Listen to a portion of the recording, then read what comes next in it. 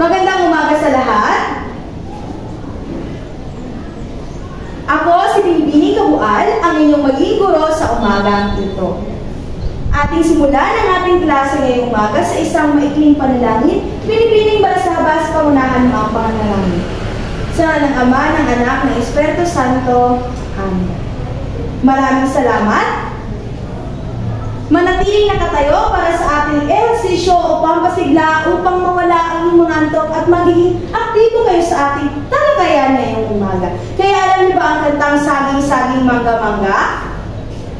Okay, atin na simulan. Saging-saging mangga-mangga, papaya, papaya, pagsama-samahin, paghalu-haluin, fruit salad, fruit salad. Okay? Maraming salamat. Nawa lahat kayo ay nasiglahan sa isang maiksing ehersisyong iyon. Kaya ngayon, bago kayo umupo sa inyong sariling upuan, ay pakiayos ang inyong upuan at palinga rin ang inyong sarili. Pagkatapos ay meron kayo nakikita mga pirasong papel o di kayo sa gabas sa inyong paningin, ay pakipulot ito at pagkatapos ay ilagay ito sa tamang lalagyan o basurahan pagkatapos ng ating talakayan. Maliwanag lang ba? Okay, maaari na kayo umupo. Kumusta naman kayo mga mag-aaral? Ikaw Binibining Mata. Okay, ikaw naman Ginoong Abunod.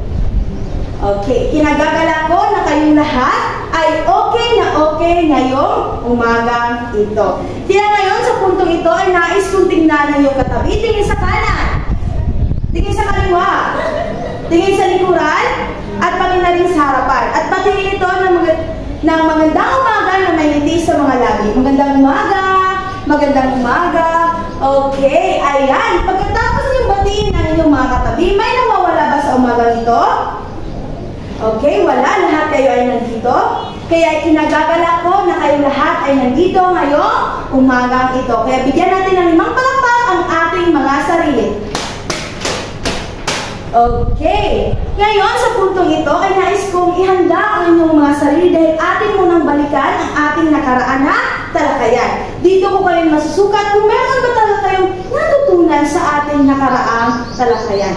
Okay. Sino ba ang nakaalala kung ano ang ating tinalakay noong nakaraan? Okay. Binibini store ko? Okay. Tama kaya ang sinabi ni Binibini store ko, Binibini Kabildo? Tama. Ang ating nakaraang talakayan ay tungkol sa ikagamitang pampagtuturo. Wala na ba kayong mga katanungan ukol dito o ukol doon sa ating tinalakay noong nakaraan? Okay, wala na. Kinagagalang ko na kayong lahat ay meron talagang natutunan noong nakaraan nating talakayan. Kaya ngayon, bago tayo nadako sa ating bagong paksa na tatalakayan ng umaga, ay mayroon muna tayong paunang aktibidades na gagawin. Handa na ba kayo? Okay. Tinatawag ko ito, larawan ko, ilarawan mo. Makinig ang lahat. Okay, Ginoong Kadawig, makinig.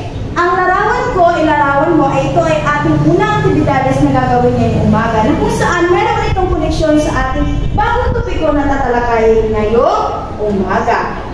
Makinig ang lahat. Meron ako rito ipapakitang mga larawan. Ang inyo lamang gagawin ay ilarawan ang aking larawan na ipinapakita dito sa harapan. Pagkatapos ito ay iyong inaalisa. Pagkatapos ay magbibigay kayo ng analisasyon tungkol sa larawan na aking ipapakita. Pwede kayo magbahagi sa klase na iyong analisasyon tungkol sa larawan na aking ipinapakita dito sa harapan. Maliwanag lang ba? Okay, ito ang mga larawan. Ayan. Okay? I-analisa ng mabuti ang larawan.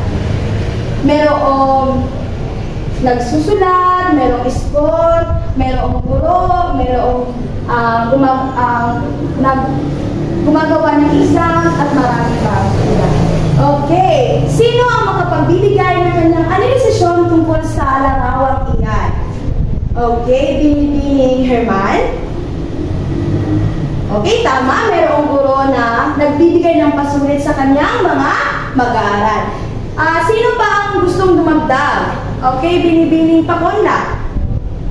Okay, tama. Mayroon din mga estudyante sumasagot na isang pagsusulit ng guro. At yan ang mga ibig sabihin ipapahiwatig ng mga larawang iyan.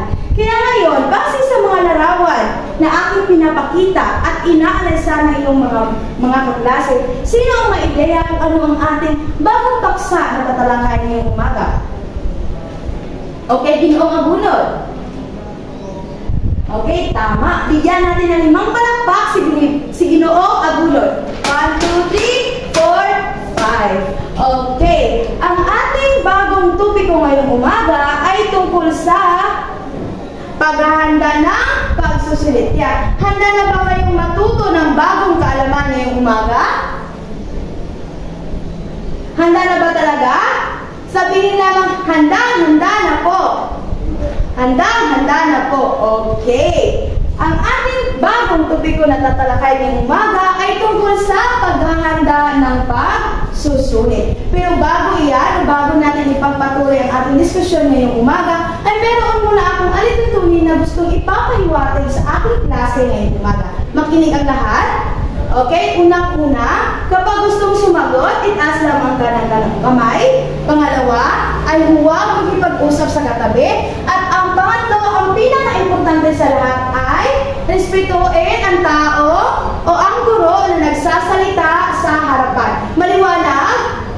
Okay, maliwanag. At ngayon, class, ito ang ating topiko ngayong umaga. Pakibasa lahat, paghahanda ng pagsusulit. At ito ang ating mga layunin na nais nating matamo o makamtan pagkatapos ng ating talakayan. Pakibasa lahat, sa pagkatapos ng talakayan, ang mga mag-aaral ay inaasahang una, nalalaman ang kahulugan ng pagsusulit at paghahanda nito. Pangalawa, nakapagbubuo tungkol sa paghahanda ng pagsusulit. At ang pangatlo, ang pinakahuli ay ang napapahalagahan ang paghahanda ng pagsusulit. Okay. Bago natin malalaman kung ano nga ba ang mga inihanda ng guro sa kanyang paghahanda upang magbigay ng pasulit sa mag-aral, ay nais muna natin malaman kung ano nga ba ang kahulugan ng pagsusulit. Ano nga ba ang pagsusulit? Ang pagsusulit ay hindi na ito bago sa atin. Tama? Okay, dahil palagi na itong ating nakakasalamuha sa ating pag-aaral bilang isang mga estudyante ngayon. Kaya ngayon, class, pag sinabi natin pagsusulit, pakibasa lahat, isang panukat na ginagamit ng mga guro upang sukatin ang paglalapat ng mga pagkatuto pagkatapos ng isang pagtuturuan. Alam naman natin, class, na ang pagsusulit ay isa lamang itong panukat ng isang guro sa kanyang mga mag-aaral kung mayroon ba talagang natutunan ang kanyang mag-aaral base sa kanyang pagtuturo. Naglalaman ito ng kaalaman, kasanayan, kaisipan at marami pa iba. Nang dahil sa pagsusulit, natutunan o nalalaman ng guro kung ano nga ba ang nais pa niyang improve o sa kanyang pagtuturo upang mas lalong maunawaan ng mga mag-aaral kung ano nga ba ang mga dapat pang gamitin ng estratehiya upang mas lalong maunawaan ng mga mag-aaral ang kanyang pagtuturo. Dahil sa pagsusulit, dito nalalaman ng guro kung ano nga ba ang nalalaman, kasanayan, kaisipan ng mga mag-aaral. At yan ang kahulugan ng pagsusulit. Naintindihan lang ba? Okay. Ngayon ay dumako naman tayo sa paghahanda ng pagsusulit. Alam naman natin lahat na ang paghahanda ng pagsusulit ay hindi basta-basta, tama? Dahil kinakailangan ito ng maayos na pagpaplano. Dahil ang isang paghahanda ng pagsusulit ay hindi lamang ito isang biro lamang, kundi isa itong seryoso na kung saan pinaplano talaga ng mga guro kung ano nga ba ang pagsusulit na dapat niyang ibibigay sa kanyang pag-aaral. At ngayon ay dapat natin, ito ay mga dapat tandaan sa paghahanda ng pagsusulit. Makinig ang lahat. Mga dapat tandaan sa paghahanda ng pagsusulit. Pakibasa ang una, isulat ang mga item. Okay, kinakailangan talaga natin isulat ang mga item ng ating pagsusulit upang mas lalong malinaw kung ano nga ba ang nais natin gustong malaman sa mga mag-aral.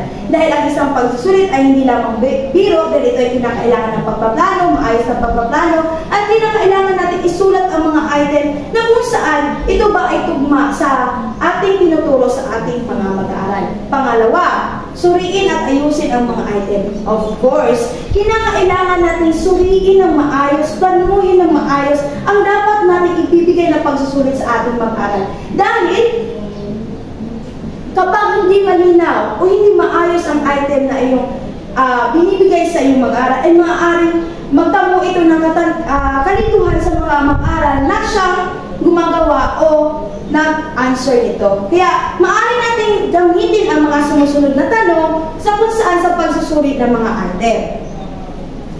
Una, pakibasa. Sinusubok ba ang bawat item ay isang kakayang kasama sa talaan ng espesifikasyon? Pangalawa, akma ba sa sinusukat ng kakayahan ang bawat uri ng item sa pagsusulit? Pangatlo, maliwanag bang nakasaad ang hinihingi ng bawat item? Pang-apat, wala bang mga di kailangan salita o pahiwatig ang item? Panglima, ang mga distractor o jokers ba ay sadyang mabuti ang pagkakabalanse at hindi naglalatad sa wastong sagot? Pang-pito, pang-walo, pang-siyam, at pang-sampo. At yan ang mga dapat nating isalang-alang na tanong bago tayo gumawa ng pagsusulit. Dahil ika nga o sabi ko nga kanina na hindi biro ang paghahanda ng isang pagsusulit. Kinakailangan nating tanungin muna ang ating mga sarili kung ito ba ay tugma o akma ba ito sa aking tinuturo na leksyon upang ako ay magbibigay ng pasulit sa aking mag-aral. Hindi kaya pinag-isipan ito ng mabuti upang mas lalong ating maunawaan o ating sukatin ang pag-unawa ng mga estudyante. Gaya lamang na kanina na meron itong maliwanag ba ang aking binibigay na pagsusulit sa mga mag-aral. Dahil yun pa lamang ay yun na iyong basihan kung ano nga ba ang mas mabuting ibigay o mas mabuting ibigay sa iyong mga mag-aaral. At yan ang mga katanungan na kung saan ating iakma bago tayo magbigay ng pagsusulit sa ating mga mag-aaral. Ngayon ang nasa letter C ay ang ayusin ang mga items sa pagsusulit. Ito na ay hindi na bago dahil ikaw hindi na dapat ayusin ang items sa pagsusulit upang mas lalong unawaan ng mga mag-aaral.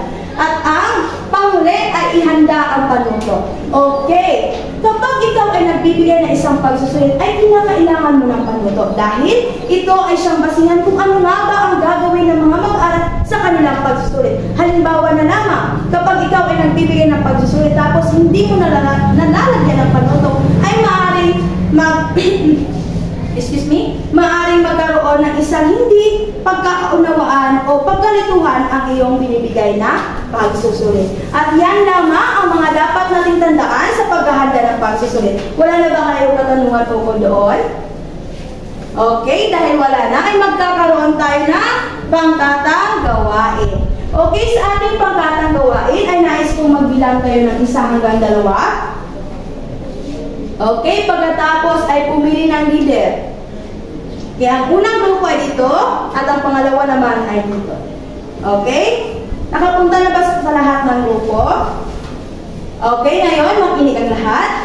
Ang inyo lamang gagawin ay magbigay kayo ng buod tungkol sa paghahanda ng pagsusulit. Pagkatapos, ang leader ang siyang magbabasa dito sa harapan. Maliwanag lang ba?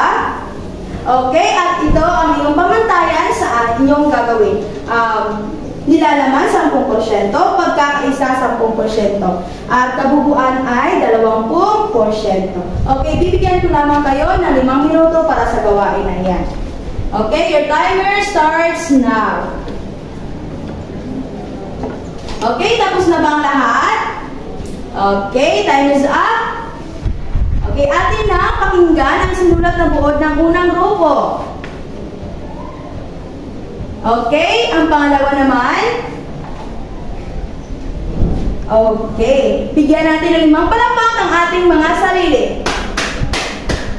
Okay, napakahusay talaga na intindihan ninyo ang kung ano nga ba ang dapat natin isalang-alang sa paghahanda ng pagsusulit. At dahil diyan ay meron kayo parehong puntos na kung saan 20%. Okay. Ngayon class, dahil wala na kayong mga katanungan, ay ako naman ang magtatanong sa inyo. Okay. Handa na ba ang lahat? Okay. Ngayon, ano nga ba ang ating paksang tinalakay? Ginoong Lindayaw?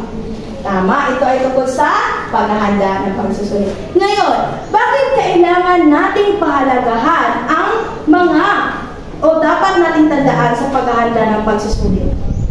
Okay, Biniyago? Okay, tama. Bigyan natin ng mga palakpak sa Ginoong Lindayaw at Biniyago.